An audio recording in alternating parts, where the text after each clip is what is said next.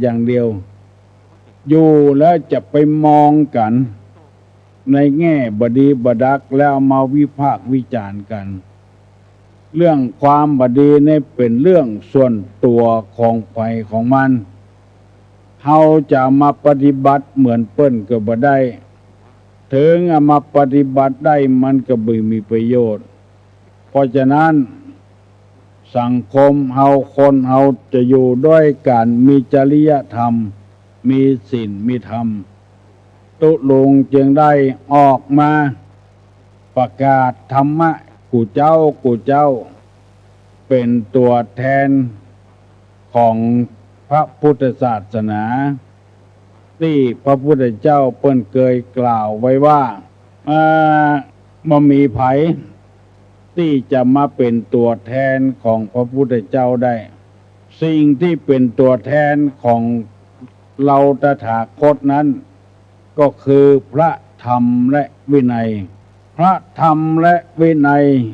จะอยู่ต่อไปได้สังคมมีความสุขเพราะคนเฮาช่วยกันบุคคลที่ช่วยกันนั้นมีอยู่สี่เหล่าคือ1ภิกษุ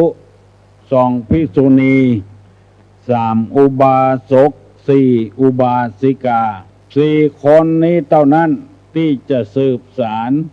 พระธรรมคำสั่งสอนนำไปปฏิบัติได้โลกจะอยู่อย่างสันติสุขอย่างสันติภาพไม่คิดว่า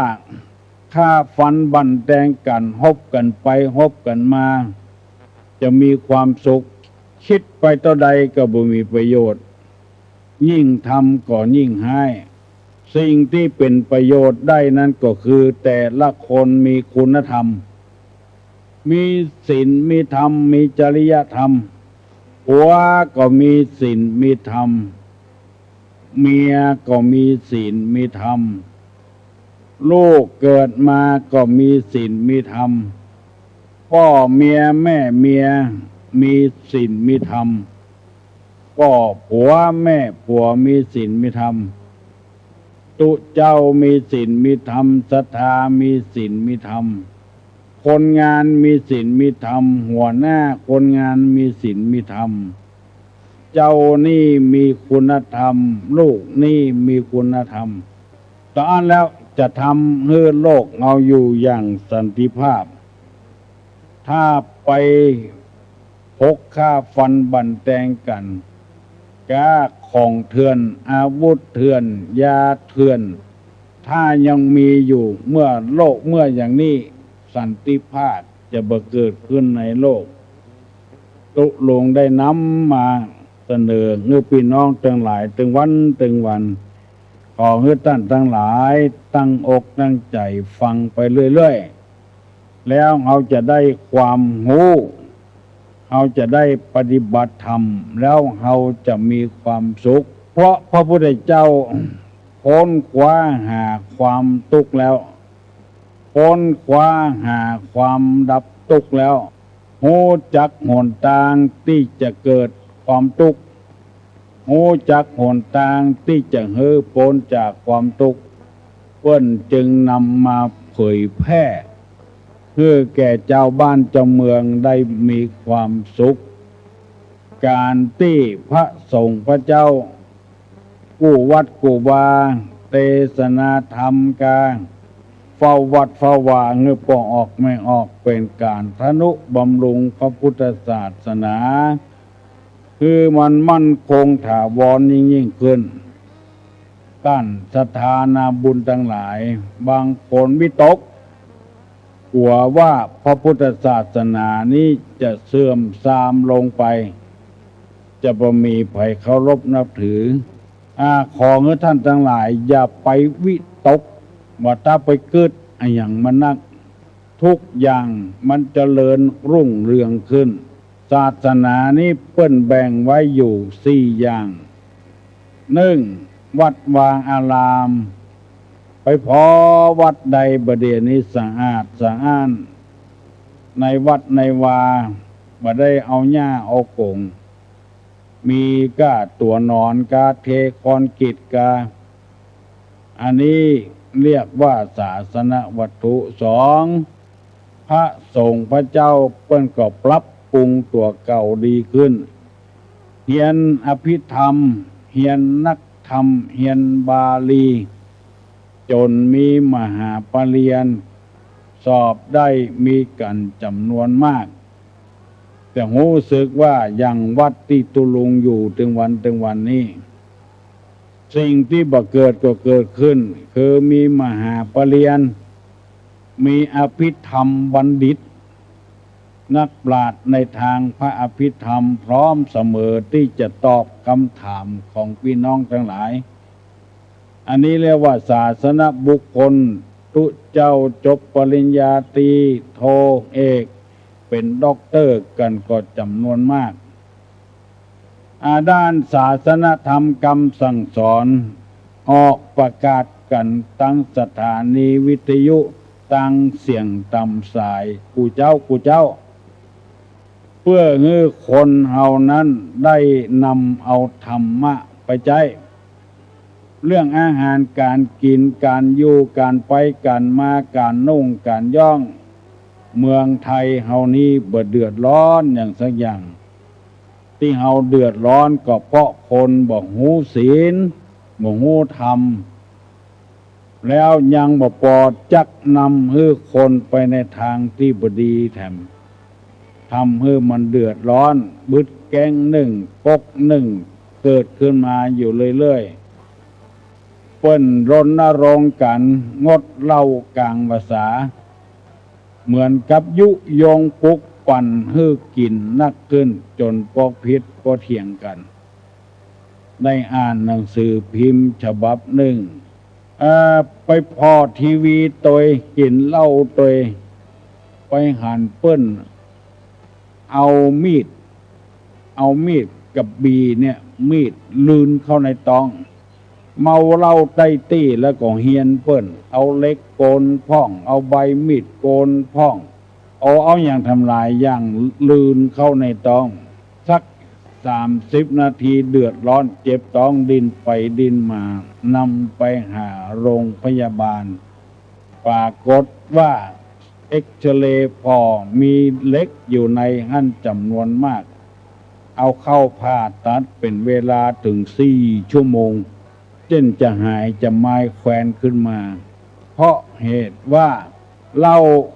เป็นเหตุให้สร้างความเดือดร้อนบ่มีกำกึดกำล่ำเป็นไส้เป็นปุ่มเป็นต้องได้จากพ่อจากแม่มาทนุถนอมกลัวมันรู้มันเสียซ้ำเอาของแข็งๆเข้าไปใส่เปิ้นหมู่นี้เป็นต้นเพราะเหตุว่าบ่ชอบฟังธรรมตัวบ่ชอบปฏิบัติตัวเลยพอเดือดร้อนขึ้นมาก็เดือดร้อนว่าขอความเป็นธรรมที่ไหนจะฮื้อตัววันนี้ตู้ลงจะได้จบเรื่องของจริยธรรมป้อบ้านแม่บ้านเหี่ยกรรมมี10 ข้อแล้วจะได้เอาธรรมที่เกี่ยวกับเหตุที่ทำให้เดือดร้อนในอนาคตของคนเราแถม10 ข้อมาเสนอให้พี่น้องทั้งหลายฟังอันนี้ทำเปิ้นบอกไว้เป็นหมวดให้เฮาได้นำไปปฏิบัติเฮากลัวว่าอนาคตของเฮาจะเดือดร้อนนั้นเพราะเหตุมีทำให้ความเดือดร้อนอยู่10 ข้อด้วยกัน1บ่แสวงหาทรัพย์เมื่อยามหนุ่ม2บ่ได้ศึกษาศิลปะวิชาเมื่อยามเป็นเด็ก3ชอบกดโกง4ชอบฆ่าสัตว์ตัดชีวิตหยาบช้าทารุณ5ชอบเป็นจู้กับเปิ้นผัวเปิ้นเมียเปิ้น6เป็นคนตนี7เป็นคนบ่เลี้ยงพ่อบ่เลี้ยงแม่8บ่ทำตามโอวาทของพ่อของแม่9บ่เข้าใกล้สมณพราหมณ์ผู้มีศีลผู้มีความรู้10บ่ประพฤติ สุจริตธรรมบ่เข้าใกล้สัตบุรุษ10 ข้อด้วยกันตุลงจะได้ขอเมตตาเวลากับท่านสาธุชนทั้งหลายบอกว่าจะเป็นพ่อค้าพาณิชย์เป็นเกษตรเนี่ยให้ใส่นาเป็นลูกจ้างเปิ้นเป็นหัวหน้าคนเป็นผู้ปกครองคนเป็นตู้เจ้าพนายเป็นปอดใจไม่ยิงเป็นตำรวจเป็นทหารเป็นครูบาอาจารย์ที่สั่งสอนนักศึกษาทั้งหลาย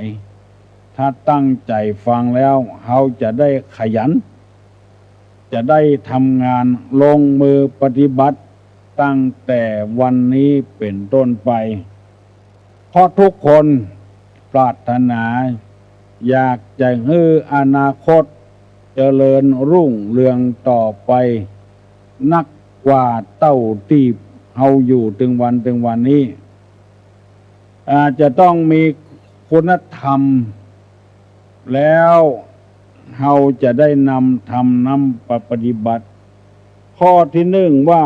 บ้าแสวงหาทรัพย์ตอนที่เป็นหนุ่มเป็นกำอันนี้เป็นข้อแรกไผมีปากกาไผมีสมุดบันทึกไว้เห็นเหตุที่ทำให้อนาคตไม่เจริญตัวดีหรือจะว่าง่ายๆว่าเหตุที่ทำให้เดือดร้อนในภายหลังมีอยู่10 อย่างตามที่ได้นำมาเสนอนั้นข้อแรกเมื่อเฮายังหนุ่มกำลำไม้มีกำลังแหงอยู่มีมันสมองดีอยู่แล้วก็จะทำการทำงานได้กูอย่างแต่เฮาบ่ขยันบ่มันบ่เพียรบ่พยายามเสาะหาเงินหาทองกินอยู่ทุกวันเฮาสังเกตพอเปิ้นมีมือ10 นิ้วเหมือนกันมีตีน10 นิ้วมือมีหู2 ข้างมีตา2 ข้างมีมันสมองเหมือนกันแต่ทำไมเปิ้นถึงเจริญรุ่งเรืองอนาคตเปิ้นก็บ่เดือดร้อนปัจจุบันก็บ่เดือดร้อนแต่ทำไมเฮาจึงเป็นจี้แน่นอนอนาคตต่อไปข้างหน้าย่อมจะมีอันเป็นไปต่างๆนานาเหมือนกับเฮาบ่ปลูกต้นไม้เมื่อบ่ปลูกมันเฮาก็บ่ได้กินอย่างของมันเมื่อเฮาปลูกมันเฮาก็ได้กินหน่วยมันได้อาศัยต้นได้อาศัยใบฉันใดก็ฉันนั้นยามเมื่อหนุ่มเมื่อกำเป็นจังหวะเป็นโอกาสอันดีของเฮาที่จะต้องหาค้าขายใจกำลังกายใจกำลังมันสมองเต้าที่มีอยู่อนาคตของเฮานั้นมันไปอยู่แต่วันพุกวันฮือจะอยู่ทำไกลอยู่เพื่อให้ความเจริญรุ่งเรืองเกิดขึ้นในอนาคต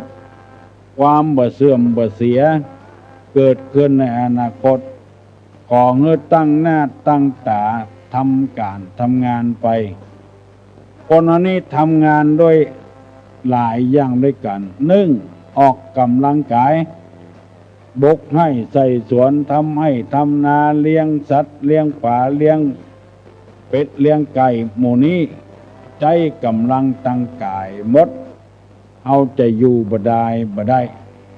จะต้องทำต้องใจมันนอกจากกำลังทางกายแล้วก็ทางมันสมองคือมีความคิดที่จะให้มันเจริญรุ่งเรืองขึ้นคิดสะปะสะปืนนอกจากตั้งมันสมองแล้วก็ตั้งปากตั้งวาจา บางคนบ่หิบ่หาหยังนั่งอยู่ต่ำต้นไม้ต่ำหิมโบสถ์ดูหมอดูเมื่ออาศัยกำปากของตัวเองเป็นเครื่องเลี้ยงชีวิตหมู่นี้รายได้มันบ่แน่บ่นอนเรื่องเศรษฐกิจต่างๆนั้นมันอยู่ในตีบพระพุทธศาสนานิมดของเฮามันเฮาขยันแล้วใจมันสมองตัวเองบางคนเป็นคนตายรถตั้งแต่เมื่ออายุ10ปีจน40ปีก็ยังเป็นคนตายรถเต้าบ่เดียวบัดกระเทิบบัดขยับขยายขึ้นทำงานกับใจกำลังกายอย่างเดียวตั้งมันสมองบ่ใจแทนที่จะได้ขับรถขับลาไปเปิ้นเพราะเงินเดือนเพิ่มขึ้นอยู่อย่างเก่าเต้าเก่าบางคนติ้วปุ่นหรือเปิ้นไปเนี่ยการโดยเปิ้นเต้าบ่เดียว30-40 ปีละก็ยังติ้วปุ่นอยู่คือทำงานกับร่างกายทางสมองบ่ทำเพราะฉะนั้นของเฮาได้กึดอยู่ตลอดเวลาว่าเมื่อเฮายามหนุ่มยามกำมีกำลังแรงปุ้งแหงแต่งเข้าเพื่อพยายามทำเมื่อเฒ่าเมื่อแก่ทำเพื่อพยายามทำเมื่อหนุ่มเมื่อกำจะไปขี้ค้านจะไปอ้างหนาวนักร้อนนักเย็นไปแล้วเนี่ยการได้น้อยเดียวอย่างหมู่นี้อนาคตจะบ่สดใสบ่เจริญรุ่งเรืองนอกจากนั้นยังมีแถมกลุ่มหนึ่งกลุ่มที่สร้างความเดือดร้อนให้ตัวเองกับพ่อกับแม่กับพ่ออุ้ยแม่อุ้ยกับสังคมวันหนึ่งกลุ่มก็เอากันไปผสมจุ่มนุมกันตำร้านเหล้าร้านยากินแล้วจิตใจฮึกเหิมเสาะมีดเสาะมวยไปไล่ฟันคนอันนี้อนาคตมันจะไปบ่ไกลถ้าจะดูอย่างสิ่งสาราสัตว์เป็นควายเป็นงัวนี่อนาคตไปบ่ไกลบัดสักกี่วันก็จะเป็นจิ้นเป็นเนื้อเอาให้คนได้กินอนาคตของเปิ้นเป็นอย่างนั้นแต่ว่าคนเหล่านี้มันบ่ใจเหมือนกับสิ่งสาราสัตว์เป็นสัตว์ที่ประเสริฐเฮาควรจะทำการทำงานเมื่อหนุ่มเมื่อก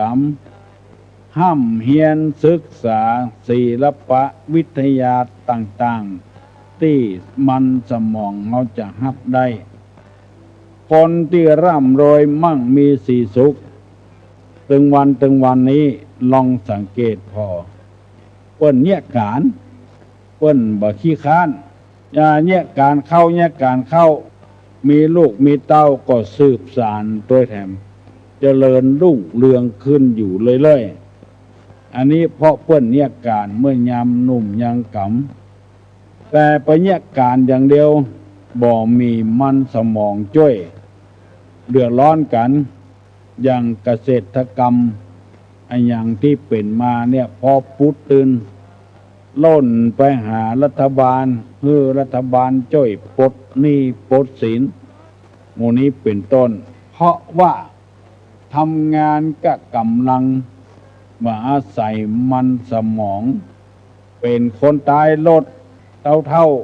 เป็นคนติ้วปุ่นเท่าไปยอมจะเป็นนายช่างโดยเปิ้นสักเตื้อบ่ได้คำนวณว่าปุ่นเท่าใดทรายเท่าใดตารางเม็ดแล้วมันจะต้องใจปูนใจหินใจทรายตัวใด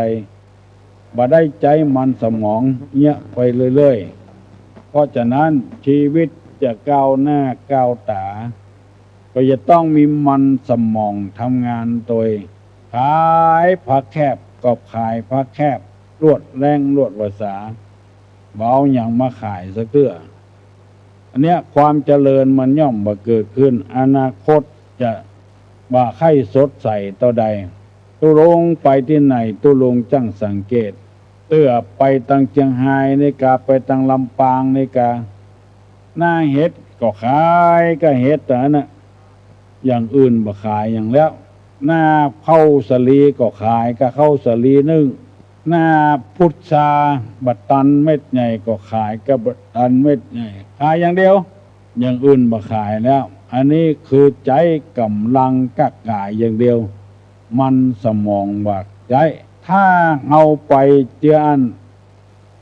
ขายน้ำเป่าพ่องขายน้ำขวดพ่องที่เป็นสีขายไอ้อย่างพ่องเอาไปแปะแมะตัวนั้นกำให้ตังใดก็ได้ขายข้าวสาลีก็ได้กำให้ขายข้าวโพดก็ได้กำให้ยังบ่พอขายน้ำดำน้ำแดงน้ำแข็งน้ำเย็นตัวแถมก็จะได้กำให้นั่นตัวแถมเอาเปาะเอาไปหอมกันเหมือนกับปลวกแปลงจอมปลวกน้อยๆเมื่อหัวทีเมินเข้ามันก็ใหญ่หน้ากล้าบานไปพระสงฆ์สามเณรตลอดถึงลูกหลานเล่นอยู่ทางบ้านออกกำลังกายพ่องเนี่ยการจ้อยพ่อจ้อยแม่พ่องมันถึงล้นติ่นล้นมืออยู่นั่นแล้วถึงวันนี้ซักผ้าการล้างถ้วยการทำนั้นมันไม่ใช่ทำเพื่อเนื้อผ้าหมดถ้วยสะอาดอย่างเดียวมันเป็นการฝึกหัดเนี่ยการเป็นในตัวตามประวัติต่างๆที่คนเปิ้นเจริญรุ่งเรืองมาคือเนี่ยการเมื่อยังหนุ่มยังกำมันสมองก็บ่เครียดบ่กึดอย่างนักจำได้ดีทำการทำงานก็บ่อิดบ่หิวเปิ้นยังปิดแถมก่อนว่าวันเสาร์กับวันอาทิตย์บางที่อย่างป่าเมี่ยงเกี่ยงดงนี่เปิ้นปิดวันศีลคือคนได้ย่างวันพระแล้วคือคนได้ไปวัดไปวาแต่แล้วเป็นที่น่าเสียดายเอากันไปล่าสัตว์เอาไปยิงกว่างยิงฟานในแพะในป่าเอาเวลาปิดเข้าวัดเข้าวาเอาไปทำบาปทำกรรมนั่งรวมกันเป็นหมู่เล่นไพ่เล่นไฮโลเล่นการพนันนั่งรวมกันเป็นหมู่กินเหล้ากินยากันซึ่งเวลาที่ว่างจากการทำงาน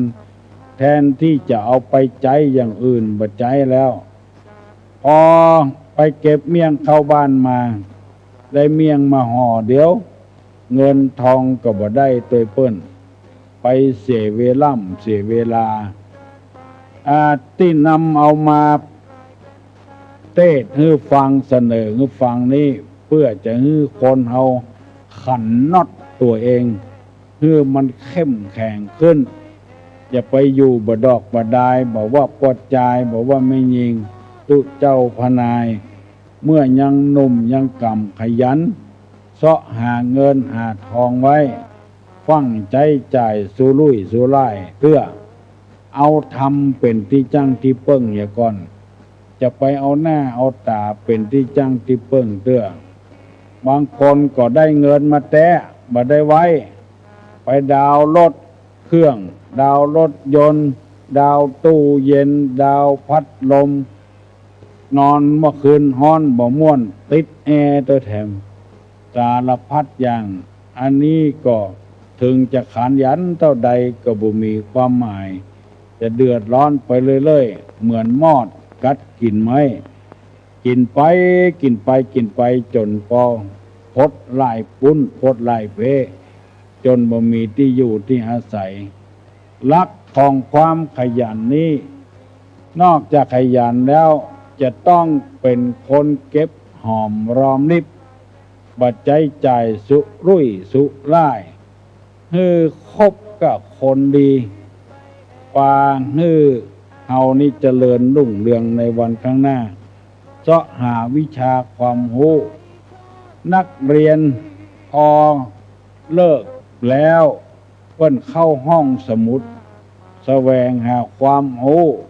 นอกห้องเรียนโดยแถม สะสมกรรมโอขึ้นซึ่งเราจะหันว่าบัดเดี๋ยวนี้พระครูก็ดีครูบาอาจารย์ก็ดีชะฉานเก่งตอบปัญหาเจ้าบ้านได้เก่งมากว่าใจหูจากต้องแม่ออกมาต้องแสวงหาความรู้อยู่ในวัดลวกไปคนอย่างหูไปคนอย่างเพราะแต่ละคนแสวงหาความรู้ไปคนอย่างบ่เหมือนกันดังนี้เป็นต้นจึงขอเชิญชวนมวลพ่อแม่พี่น้องทั้งหลายถ้าไผ่ไข้ฮื้ออนาคตเจริญรุ่งเรืองข้อแรกเนี่ยมันเยี่ยเวียกเยี่ยการเมื่อยามหนุ่มยามกำปุ่งแหงแต่งเข้าอย่าไปขี้ค้านจะไปอยู่เลอะเหลิงอยู่บ่ได้บอกว่าปดจายบอกว่าไม่ยิงคนจะบ่เยี่ยเวียกเยี่ยการบ่มันบ่ขยันจะได้ผัวก็ได้ผัวอย่างเดียวกันนะได้เมียก็จะได้เมียอย่างเดียวกันนั้นละลูกเกิดออกมาแถมซ้ำให้เลือดพ่อเลือดแม่ผสมกันหมอหนึ่งขี้ค้านหมอหนึ่งตั้งอยู่ในอบายมุขกินเหล้าเล่นไพ่พบคนบดีเข้าบ้านเขาจองมาลูกเกิดออกมาเลือดสองเลือดบวกกันจะได้พันธุ์ที่บดีขึ้นมาเฮาปลูกต้นไม้เฮาก็ต้องการหน่วยมันใหญ่ๆเปิ้นบ่ใจนับเอามาปลูกเสาะหาพันธุ์มันก่อนเสาะหาพันธุ์มันดีๆมันหน่วยดกมันหวานมันกรอบเอาหมู่นั้นมาปลูกแล้วมันบ่เสียที่ดินบ่เสียน้ำบ่เสียปุ๋ยบ่เสียเวลาคนที่ปลูกเอานับปลูกไปเลยเอาเชื้อที่บดีมาปลูกมันก็จะได้ผลที่บดีอุปมาฉันใดในพระพุทธศาสนาเปิ้นก็สอนคนจะไปใจง่ายจะไปกินง่ายใจโอยจะไปคบคนบดีอย่าไปเล่นการพนันซึ่งมันเป็นอบายมุขบางคนเล่นมาตั้งแต่อายุ10 ปลายแล้วจนแต่ฮอดบัดเดียว60 70ก็บ่ย่างสักเทื่อเล่นอยู่เล่นก็บ่จะเล่นน้อยๆเล่นนักโดยแถมจกหนักสตางค์ออกมาเอาใบซาวหอมกันเทศเอาใบร้อยไปซื้อหวยอันใดจะได้บุญเหลืออันใดเพื่อหวยกวดมาบ่ถูกแล้วซาวนั้นก็ยังเป็นรักเป็นฐานเอาทำบุญอยู่อันเนี้ยคนเฮามันคิดผิดยามหนุ่มยามกำนี้มันขยันจะไปขี้เกียจขี้ค้านคนมีความโหนักก็เพราะว่าได้ศึกษาเล่าเรียนมาแต่ยามหนุ่มยามกำไผ่มีกระดาษไผ่มีปากกาจดไว้ความหวังในอนาคตต้องมันศึกษาเล่าเรียนตุรงจะได้นำเอามาบรรยายเตื้อข้อเพื่อให้พ่อแม่พี่น้องทั้งหลายหวังความเจริญในอนาคตขนาดตุรงนี่70 กว่าปีแล้วยังมีความหวังอยู่ในอนาคตซึ่งบ่ใช่ความหวังของตัวเองก็ตามแต่เป็นความหวังว่าวัดนี้จะต้องเจริญรุ่งเรืองแน่นอนเพราะว่าตุเจ้าจะได้สืบสายสืบประเพณีสืบวัฒนธรรมสืบปฏิปทาที่เราสร้างไว้คือมันเจริญรุ่งเรืองขึ้นมีหวังแน่นอนเพราะว่าลูกศิษย์ลูกหาที่ไปศึกษาเล่าเรียนเป็นมหาปรริญญาก็มีจบปริญญาตรีปริญญาโทก็มีกำลังทำอยู่ก็มีวัดวาศาสนาก็สร้างไว้แล้วอาคารอย่างต่างๆเพราะเฮาสร้างไว้เมื่อเฮาหนุ่มเฮากำอาทิเช่นโรงเรียนพระพุทธศาสนาวันอาทิตย์เฮาก็ตั้งมีเต้าใดสอนไปเต้าอัน2เปิ้นข ใครเรียนการศึกษานอกโรงเรียนก็ฮื้อสถานที่เปิ้นจัดโต๊ะจัดตั้งเอาคนเดียวมีไว้ฮื้อเรียบร้อย3นักธรรมเฮาก็เอารุ่นพี่สอนรุ่นน้องโดยบ่หวังระวังกันโทรบ่หวังเงินเดือนเงินดาวอย่าง3บาลีเฮาก็สอนกัน4อภิธรรมบ่ได้สอนเป็น20 30เป็น100 200อย่างเพิ่นสอนเนี่ยกำ10ปลาย4คน5คนแบบเศรษฐกิจพอเพียงแล้วตั้งโครงการไว้เช่นคนทุกข์คนยากตายบ่มีร่องโอ้เฮาก็ทำไว้จวนปิ้นน้องทั้งหลายบริจาคช่วยกันและเอามาทำเพื่อคนทุกข์คนยากนอกจากนั้นโครงการไถ่ถอนชีวิตสัตว์กาโครงการเอาเสื้อผ้าที่เปิ้นบัดใจแล้วเอาไปให้คนที่ต้องการใช้โครงการบริการทั้งนั้นเฮาจึงมีความอุ่นอกอุ่นใจว่าอนาคตวัดเฮาจะเจริญแน่นอนหมู่นี้เป็นต้นพ่อแม่พี่น้องลูกหลานเหลนเกียมตัวไว้เห็นเนี่ยการเนี่ยงานเมื่อยังหนุ่มยังกำไม่ใช่ว่าเนี่ยการอย่างเดียวต้องมีความคิดความหันตัวอันนี้วันนี้จะฝากไว้เต้าอี้ก่อนไผ่ที่ยังเหมือนลูกเตื้อก็ลูกเห็นบัดเดียวนี้มัน6:40 น.ละอู้ไปก็ม่วนไปไผ่ยังมาลูกก็ลูกเห็นเตรียมตัวศึกษาเล่าเรียนหิหาค้าขายเมื่อยังมีกำลังเมื่อหนุ่มเมื่อกำอย่าไปอยู่บ่ได้ตุลงมีกรรมที่บดีอยู่บ่ได้เอามีนักสักวันหนึ่งจะเอามาบอกให้พี่น้องทั้งหลายจะไปอยู่บ่ได้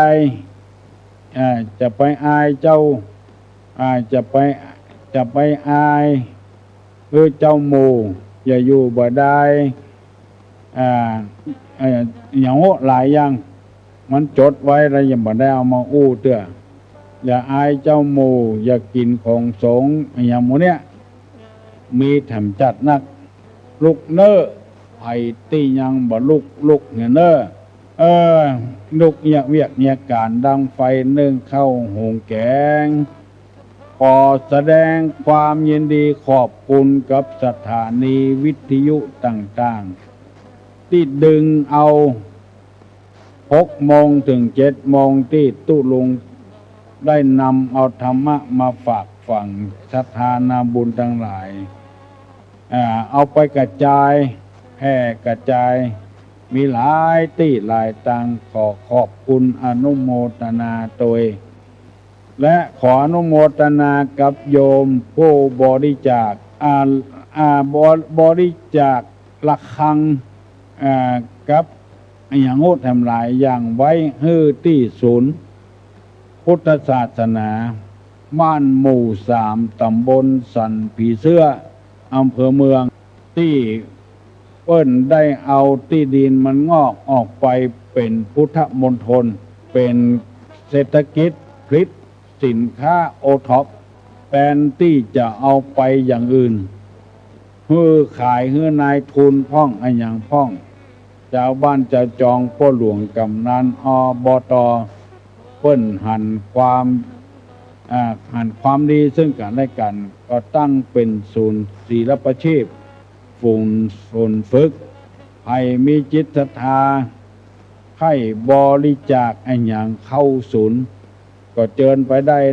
ยังต้องการทำร้ายอย่างอยู่บัดเดี๋ยวนี้มีป้อออกไม่ออกได้ไปบริจาคห้องแล้วและแถมลายหนึ่งก็จะบริจาคระฆังกับโต๊ะหมู่ปูจาด้านดอยสุเทพตุลงได้ไปขอกับท่านเจ้าคุณเปิ้นก็มอบระฆังให้ใบหนึ่งเอาไปแขวนไว้ที่หน้าพระพุทธรูปปางพระพุทธรูป ฝางฮื้อปอนภัยไข้อยู่ดีมีสุขไข้ขอความสุขอย่างก็ไปที่ฐานกับพระพุทธรูปองค์นี้ตุลุงได้พอได้กวยเปิ้นพ่องจะบ่ได้จ้วยอย่างเป็นแต่เป็นว่าตามกำลังตามศรัทธาเจ้าบ้านเปิ้นก็ดีบ่อิจฉาตาร้อนกันมีการมีงานก็จ้วยกันกำนันผู้ใหญ่บ้านก็ดีบ่มีการพิดร้องคล้องเถียงกันทำการทำงานของไผ่ของมันตามหน้าที่บ่มองกันในแง่ทางบดีบดักพี่น้องทั้งหลายตื่นและกันยังหมูเนอให้หูไหวไผ่ตื่นกับบ่ตื่นแล้วก็พิษสมัยบ้านดอนตันตุลงได้เอาหนังสือสวดมนต์ของวัดของวัดเจริญเอาเฮือละอ่อนไปฝากไว้กับท่านพระครูแล้วเนอะที่วัดดอนตันฮัลโหลโทรมาจากลำปางครับโอ้มาจากลำปางเนาะมาตะได้ยินเสียงเหมือนแล้วเนาะบ่เมิดจะได้หรอ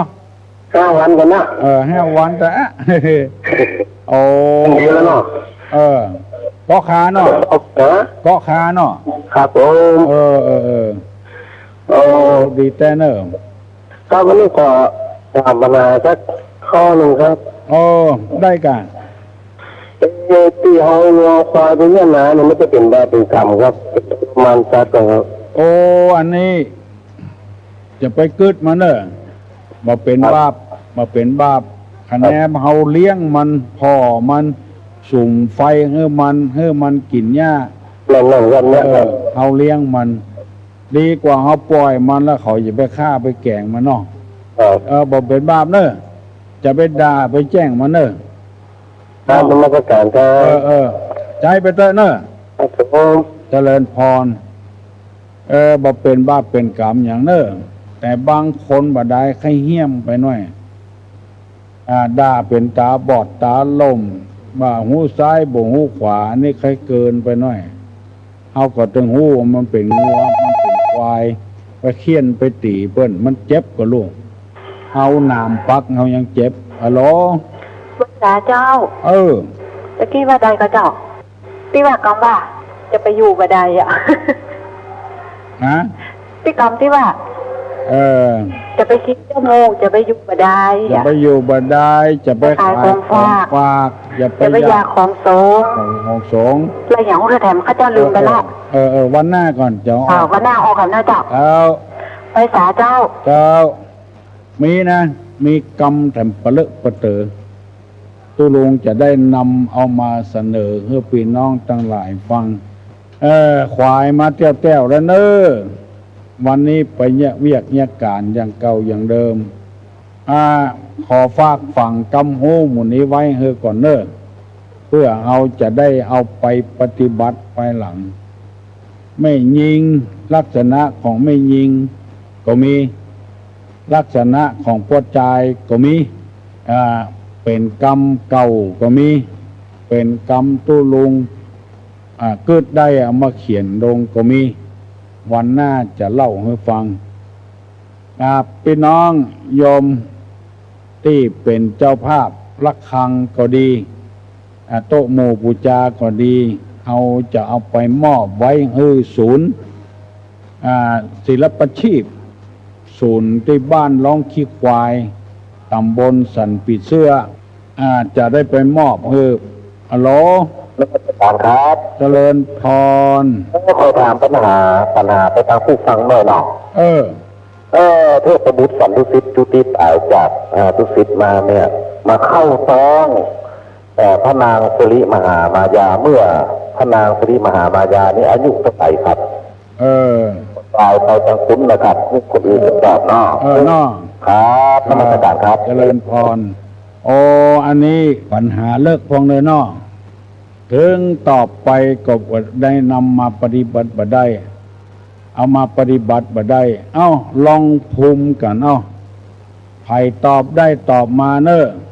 เทพพบุตร จุติจากสวรรค์ลงมาสู่พระคันของพระนางสิริมหามายาเมื่อพระนางมีพระชน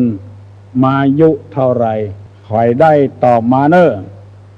เมื่อพระนางสิริมหามายาอายุได้เท่าใดเทวบุตรลงมาจุติพระคันของพระนางสิริมหามายา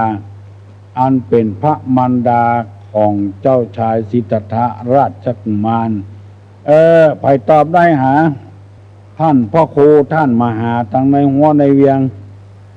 ไปตอบได้ตอบข้อข้องใจคือพอออกให้คำเนอตุลงนี่อู้ซื่อๆนี่ตอบก็ได้ละข้อนี้ไปมุ่งกับธรรมะธรรมโมบุญฟังแล้วก็ได้ผลดีตัวอันการยุต่อใดกาเมื่อใดกานี่มันก็ได้ผลคือหูอย่างต่างอันลูกเนอไผ่ยังบ่ลูกเฮอลูกเหียเนอฝ่ายแล้วพอจะ7 โมงแล้วอูมาก็อิดก็หิวใครมีไอ้ยังจะถามตุลุงเรื่องอย่างที่ว่ามานี่ก็ถามมาเนอถามมาเถอะแล้วเราจะได้ช่วยกันตอบปัญหาแก้ไขปัญหาเพื่อได้สะดวกสบายอันคนจังว่าเปิ้นนี่ขอย่างเหี่ยก่อนนะเปิ้นไปตานขันเข้าเหี่ยก่อนแล้วไปใส่บาตรก็ว่าเปิ้นยังไม่ใส่บาตรเหี่ยก่อนในมันก็ล่มอยู่งั้นแล้วไปเป็นเอาใจตัวเองว่ามีปัญหาอย่างก็ถามกันมาเด้อเปิ้นไปตานขันเข้าให้พ่อให้แม่เหี่ยก่อนแล้วก็เช่นจะมาใส่บาตรก็ว่าเปิ้นสงสัยเนี่ยอย่างใดก่อนก็ได้ฮัลโหลครับน้ำการท่านเจ้าอันจะเคยถามเขาเลี้ยงหมาเนี่ยเขาโพดรัดโพดเนี่ยเป็นอย่างนอกเป็นบุญเนาะเขาเลี้ยงมาหลายปีรู้ท่านเขาเลี้ยงมาหลายมันทุกอย่างเด็กให้มันเป็นอย่างเนาะเลี้ยงมาหลายเพื่อว่าเป็นมาโก้งตึงหมวนโอ้เลี้ยงไปเถอะโพดเมตตามันบ่มีตีนมีมือมีกระตีนบ่มีมืออย่างคนเขาเรื่องตามตัวนี่จะเป็นอย่างไรเป็นอย่างแมวกู้ตาหมากู้ก้อนเศร้าดีโลเลี้ยงไปเถอะเจ้าอยู่วัดนักศึกษาวัดอันตึกเนี่ยทางท่านตึกนั้นนะเจ้ายินดีเนอะที่ท่านหายไปเจ้าว่าท่านให้จะไปสักอันนั่นเจ้าหายไปหลายวันหนูเจ้ามาหายไปไหนนะยังอยู่ไปซ่อมแซมเครื่องเจ้าจะเข้าไปยังถามนะเจ้ามากะมาเตอะเนอะบ่มีพิษมีภัยวันนี้เจ้าเจริญพรลูกหลานเลนของตู้อุ้ยมีไหนหมดฮะดักปิ้งเนอะประเดียวนะพระนางสิริมหามายามีพระชนมายุเท่าไรตอนที่เทพประบุตรลงจากสวรรค์มาจุติในท้องของพระนางไปตอบได้ตอบให้ตุลุงกับหมอแล้วตุลุงจะบอกให้เพื่อนต่อไปอันนี้เฮาบัดได้ละมันบัดได้มันนะมึงกับเพื่อมึง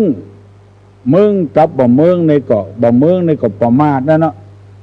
บัดได้มันเนี่ยเพื่อเอาความประมาทถ้าเฮาได้มันเนี่ยก็เฮาก็บ่ประมาทเก็บหอมรอมริบไว้เตือนน้อยเลี้ยงหมาก็ได้บุญเลี้ยงคนก็ได้บุญคนโบราณเพิ่นว่าอย่าไปเลี้ยงหมาผอมอย่าไปตอมคนตุกเสียมันได้ลูกจะว่าบอกอีธรรมะหมาผอมนี่พอใหญ่เข้ามันได้กลิ่นดีแล้วขี้ค้านละตอมคนตุกก็อย่างเดียวกันพอได้ที่อยู่ที่กลิ่นดีแล้วเป็นเอกเป็นโตไปเห็นแล้วอันนี้เป็นกรรมบ่เก่าเป็นว่าอย่างนั้น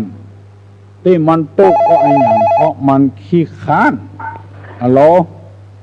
ครับได้จ่าครับนันดาอายุ16 ปีครับ เมื่อพระมารดาอายุ16 ปีเนอะถูกกระบถูกคนเนอะเพิ่นตอบมาจะมันจะแป๊ดไปก็หาแป๊ดไปเพื่อหาแต่งงานเมื่ออายุ16แล้วเสด็จออกบวชเมื่ออายุ29ตูลงว่าถ้าจะมอกอายุ27 28เนี่ยนี่ลาโหนกำลังเกิดใหม่ๆลูกเจ้าชายสิทธัตถะถึงเสด็จออกบวชเมื่ออายุ29 ปีเมื่ออายุ16 17นี่มันยังหนุ่มยังกำบ่กึดหาอย่างเตื้อเมาม่วนเมางันอยู่อายุ25 ปีขึ้นไป20 ปีขึ้นไปนี่เพิ่นบอกบรรลุนิติภาวะแล้วเพิ่นเอาคนไปเป็นทหารนี่อายุ20เพราะว่าบรรลุนิติภาวะแล้วหูหน้าหูหลังลองก้อยลองกึดใจก็เนอะแต่งงานเมื่ออายุ16 ปีโลกเสด็จออกบรรพชาอุปสมบรรพชาออกบวชเมื่ออายุ29 ปีเจ้าชายสิทธัตถะยังเกิดใหม่อยู่ลองกึดใจพองเนอะ16 ปีนี่จะบ่ถูกฮะพวกเนาะ27 28 ปีพวกน่ะอายุเท่าเดียวกันโลกเป็นสหชาติโลกพระนางเป็นสหชาติอันนี้ลืมไปเห็นแล้วห้อยสับสนเอาเว้ยอันนี้หมายถึงนางสิริมหามายาโลกบัดใจว่าเจ้าชายสิทธัตถะตุลุงก็ลืมไปเห็นแล้วถ้าจะแม่นแต่ตอนบ่16กับ17 ปีเนี่ยเป็นเจ้าชายสิทธัตถะไผมีไอ้หยังมาเนอถามมาเนอมาเดี๋ยวนี้7 โมงแล้วนะ7 โมงแล้วเขาจะได้ย่างแล้วเวลาเป็นเงินเป็นทองฮัลโหลครับนมัสการทางกรรมครับเจริญพรเรื่องที่พระนางสิริมหามายาเนี่ยที่สันตุสิทธิ์ที่จะเกิดมาเป็นเจ้าชายสิทธัตถะนะครับจะได้ถามว่าเจ้าชายสิทธัตถะคือแม่ของพระเจ้าเฮาเนี่ยนะครับเป็นมารพระเจ้าเฮาเมื่อเวลาเมื่อต้นอายุเท่าใดนะครับครับผมครับไม่ใช่ว่าต้นแต่งงานมีลาหุไม่ใช่ครับครับนมัสการไปอีกครับเอาละเนาะพอออกแม่ออกมาเดี๋ยวนี้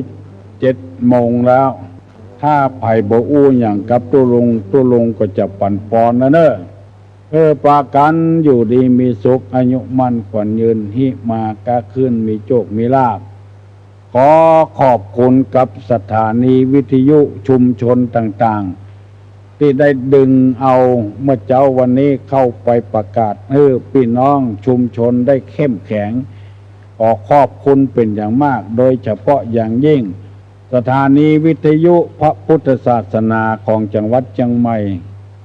เอากันวันค่ำคืนหุ่งเพื่อใครธรรมะเข้ามาอยู่บ้านอยู่จองอย่างที่หลวงพ่อพุทธทาสเป็นว่าถ้าธรรมะไม่มาโลกาจะวินาศถ้าธรรมะมาโลกาจะไม่วินาศเป็นว่าอย่างนี้เพราะฉะนั้นโลกาจะไม่วินาศก็เพราะว่างเอาศีล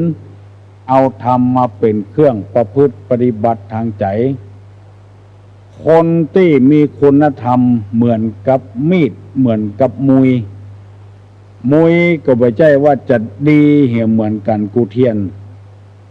บางเทียนก็โบะหลัวกำเดียวก็แตกก็บ้างบางเทียนก็ดีมีคุณภาพมีราคาแพงปอดใจก็ดีไม่ยิงก็ดีที่มีคุณธรรมสร้างค่าเงินตัวเองก็เจริญรุ่งเรืองยกมือไหว้เนอตุลงจะฮือปอนนะเนอสัพพะโลคาวินิมุตโตสัพพะสันตาปวัสสิโตสัพพะเวระมติกันโตนิพุโตจตุวังภวะสัพพีติโยวิวัจจันตุสัพพะโรโควินัสตุมาเตภวะ ตวันตรายโยสุขีที่คายุโกภวะอภิวาธนสีลิสนิจจังบุตตาปัจจายโนจัตตาโลธรรมาวัฏันติอายุวันโนสุขังพลา